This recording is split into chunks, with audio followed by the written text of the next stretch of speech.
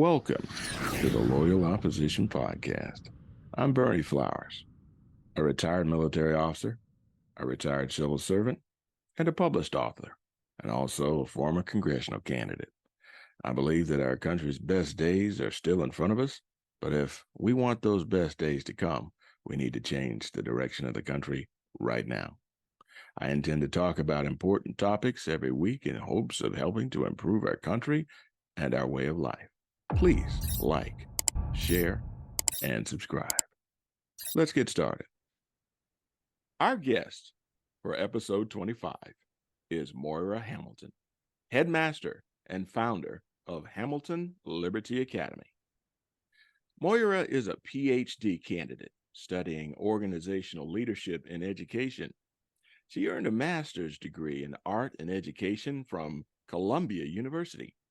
She double majored at the University of Arizona Honors College with a Bachelor's of Fine Arts and a Bachelor's of Latin American Studies.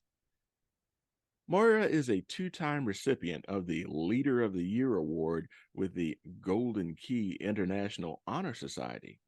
She earned these titles due to her community service and her work promoting continuing education for the pursuit of a college-bound experience. Moira has more awards than I could possibly read to you at this time.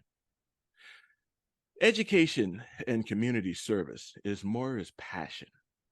As a foster mother for the state of Arizona, her and her husband have adopted 3 children with complex medical conditions. Caring for her children has provided insight into the importance of education and the necessity of providing students the tools to achieve their dreams. Moira believes in nurturing our youth and brightening their future. And as a result, she's opened a school that truly educates our youth in foundational principles. Moira's intentions are to continue communicating the emphasis on providing the truth to the next generation. Moira, how are you doing? I'm doing great. Thank you so much for having me, Bernie. It's such a pleasure being here. It's always cool to see you. How's the fam? Actually, we're doing pretty good. Thank you so much for asking. Okay. You are an education expert. You are the headmaster at Hamilton Liberty Academy. The government is rumbling about bringing back masks and vaccine mandates. And I want to ask you some questions about education at a national scale, and specifically your thoughts about bringing back masks and vaccines and how that action might affect the education of our children. Are you ready to answer? Yeah, absolutely. Let's go. All right, let's do this. First, are you in favor of the government reinstituting mask mandates for America's school kids? Well, I'm so glad you asked because I'm not in favor of mandates in general. As we saw this in 2020, one of my biggest problems was mandates and what they did with especially with like the businesses. I say this over and over again. I am not your medical provider. I'm not qualified to be your medical provider. So something that you're doing should be between you and your healthcare provider. And what I saw is when they put this on us to be like the villain, and I hate to say that, or you lose your job, or you can't attend, or whatever. I said, I wanted to make sure that I provided a mandate free zone, because I don't think that it's my responsibility to make sure that what you do with your body, that should be something between you and your healthcare provider. And as we saw, especially with education, with that being aside, what we saw with education too, especially our little ones, so much is verbal and so much is a facial cue. How do you teach them how to sound out a letter or how to read those verbal cues from you if everybody's masked up? And so I am not in favor of that for our education. I'm just not in favor of that in general. Again, that should be something between you and your healthcare provider. And there is always a time for a mask. I mean, if you're in a surgical room, my husband's a nurse, and of course they wear masks as need be and so forth. But then the masks that we also saw people wearing were like cloth. And so thin that everything could get through those things. So are they really helping? Are they just keeping our germs in our area, making us sicker? So there's multiple things. And I can tell you from my husband being a nurse who has to have a vacuum seal around his mouth with his mask, the ones that we're wearing anyway were not working. But as far as our youth are concerned, especially our elementary, there's so much verbal cues and facial expressions that goes into education that they lost those abilities to even um, listen or see a teacher, even if they saw a teacher. So no, I'm not in favor of that. And again, I am not your healthcare provider, nor am I licensed to be a healthcare provider. So I just really, that's one of the reasons I developed my school, is because I did not want to put in that situation of making that life choice for you. Outstanding. Got another question for you. Okay. Ready? Yep. What mistakes did we make during the pandemic as we tried to continue educating our children? Remote learning. And I have seen this from multiple states. Our children are already on computers. So if you don't know that your children are on computers all day long in school, you need to be aware of that. Wow. Because I can tell you, as I attest to a first grader that we just got as a second grader this year, they're already on a computer full time all day long, starting in first grade. And the teachers are just basically walking behind, giving assistance as need be. And being a former teacher in a public education, I can tell you by high school for sure, they're on a computer most of the time and doing what they call like credit recovery. You're taking tests to pass a test in the future. I saw this with my own children, but I was even penalized or tried to be penalized for teaching live during the pandemic. And I got to the point where I'm like, you can either fire me and pay me in full because I'm under a contract, right? Hmm. Or you can let me teach live. I had the highest attendance and the highest grades. Why? Because the kids were desperate to see a face. Yeah. And maybe not every school system was like this, but the majority was, we're just going to give you these remote learning assignments and let you go. And you can text us or email us and we'll get back to you whenever we have the chance. But they never saw live teachers, the majority. That's a huge problem. Why are we paying teachers if you're not going to have an interaction and they're not going to teach the children? I understand. My husband personally thought that we were moving into a situation where teachers are going to become null and void eventually. That's scary to me. Yeah. You I, know, there's so many, the power of a teacher, a good teacher, can just change the world of a child just by believing in them and giving them the faith to, and the foundations to move forward. But if we're going to just not even be there, and that's why I say this remote learning is they just gave them an assignment or they gave them a pass, and so what did our kids learn? They were already behind. I mean, COVID just made it worse. So instead of yeah. being behind by a few years, we're, what are the reports, a decade behind now? Hmm. All because of what I consider remote learning. They need to have that instruction. They need to see their teacher. They need to connect with that. They need to be able to tell their teacher, I'm not following along. I need your extra assistance. And that was not there. So that's probably one of the things I think we absolutely failed on. Wow. Great answer. Thank Got you. another question for you. Okay. You ready? Hmm. Here we go. Had you been U.S. Secretary of Education during the pandemic, how would you have responded to the pandemic? Well, and that's really interesting, isn't it? Number one, I think that we need to put things really remote learning. Okay. That would have been, let me go back to that. I would have absolutely said our teachers need to be live on Zoom. They need to see that, they need to see their students need to see them.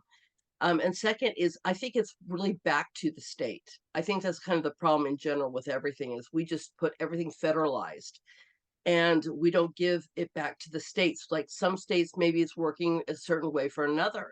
I think as a Department of Education, if I ever was to run it, is we should be highlighting what's working in a certain state and sharing those things with each other, going, oh my gosh, you know what they're doing in Oregon, or do you know what they're doing in Nebraska? Maybe try this and share the great things. But we didn't. We shut everything down. We put the responsibility on parents. We blocked the teachers from even teaching live. We didn't allow these children to go out. And this was something that was supposed to be the least a case scenario. Children were both supposed to be the least affected. And like I said, it's a touchy situation when you're working with the government and how they wanted to do this.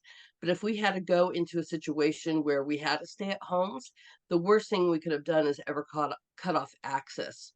Right. I mean, I remember in class two, the students used to tell me, we feel so connected to our friends, even if they're on Zoom. They felt that they still had the opportunity to be interactive and see their friends. And it's funny because teenagers are very much, on social media. So I did not expect that reaction. but they miss physically seeing each other. And so I think that would have been highly important, or have after school things where they get to do artwork or something creative to also handle the stress, because they were very much in a stressful situation. And I don't think we did anything to make it better. I think we did stuff to make it 10 times worse.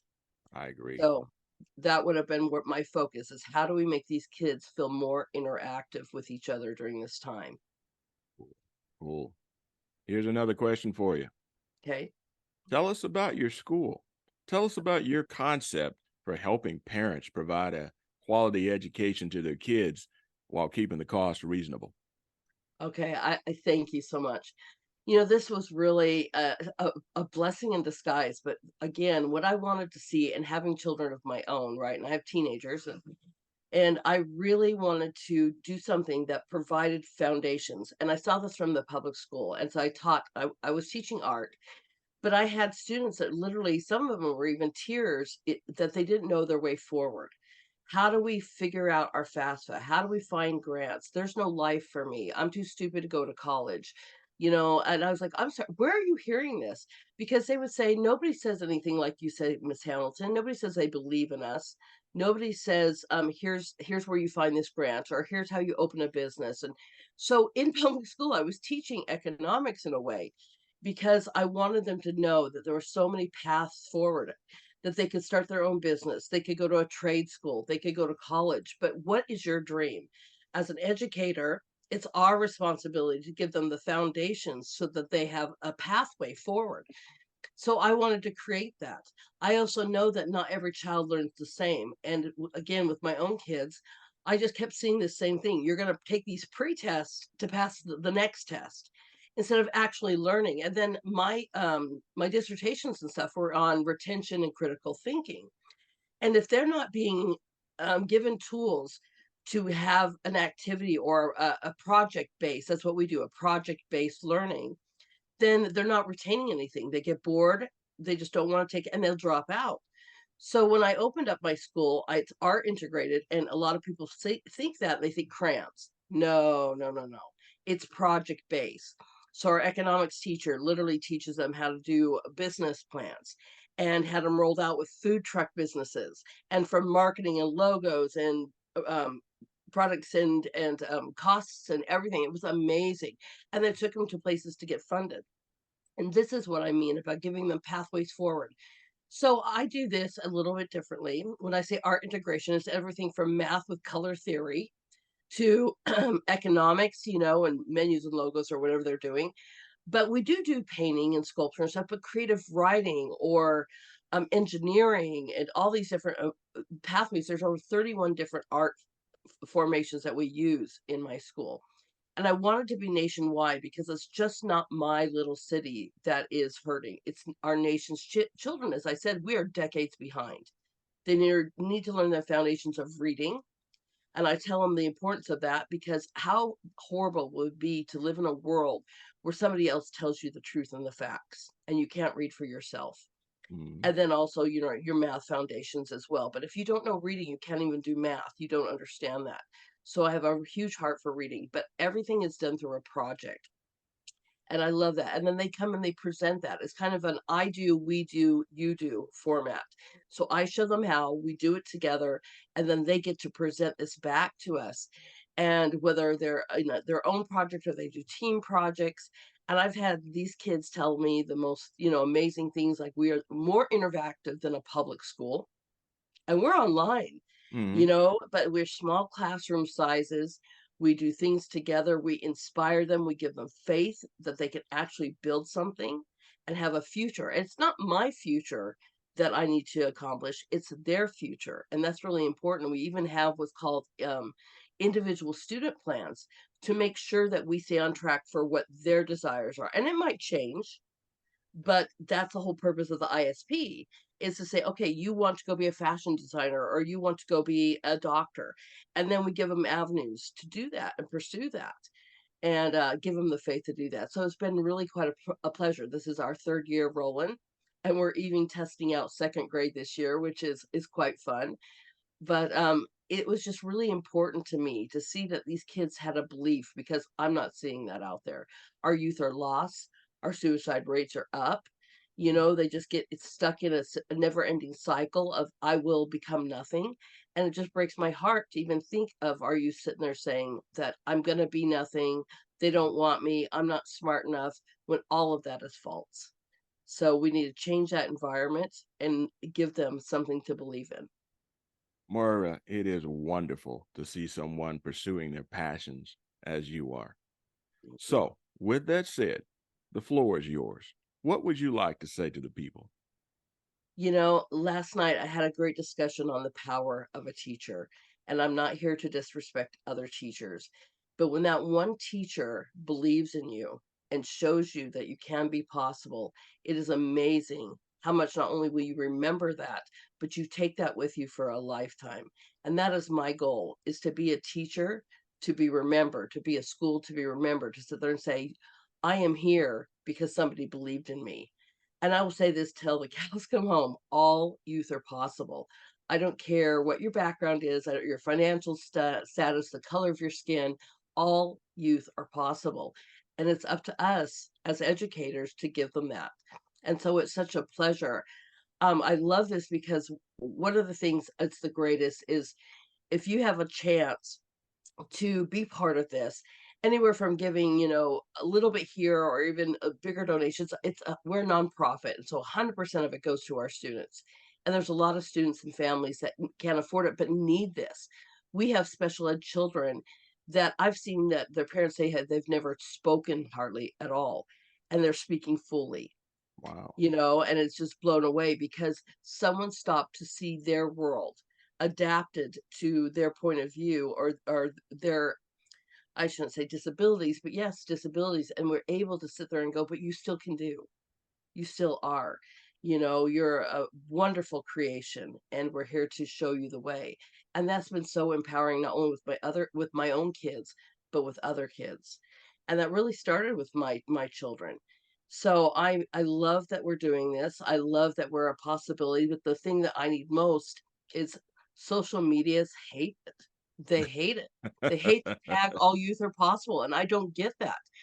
You know, I mean, we are really supposed to be preparing and call me, I don't know, call me, you know, selfish. But when these guys are taking care of me, I want children that are responsible, that are positive, that are able to take on these roles and continue our wonderfulness of our nation. And I'm glad to be a part of that. So the biggest thing that I need is getting the word out that we even exist because they don't want to know that I'm there. And we have been, you know, banned and suppressed on so many different avenues. And it just is flooring to me instead of being a place where people are like, oh my gosh, this woman and, you know, and others like me. But we're trying our best to make sure that our youth have all the possibilities that they need. So, number one, I would love it if you guys share where we are.